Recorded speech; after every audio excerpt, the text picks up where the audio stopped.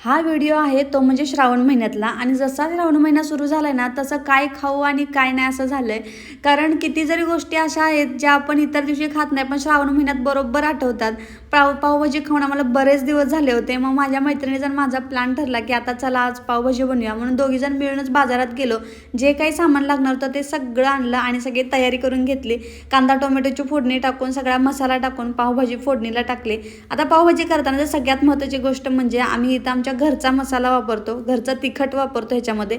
आणि पावभाजी मसाला हा आधी पण वापरायचा तेलामध्ये आणि वरून पण वापरायचा, हे सगळ्यात महत्त्वाचं. पावभाजीची फोडणी तर झाली. आता सगळ्यात महत्त्वाचं काम आहे जे मी वरून करते ते म्हणजे पहिल्यांदा मसाला टाकायचा आणि वरून गार्निशिंगचं काम त्याकडे वाटून आलेलं काम होतं ते मी व्यवस्थितपणे केलं होतं. पावभाजीचा वास अख्ख्या घरामध्ये सुटला होता. मला काय मावरे ना, मी पटकन वास घ्यायला तरी आले तोपर्यंत माझ्या मागून माझी मैत्रीण आली आणि काय चाललंय हिचं बघत बसले.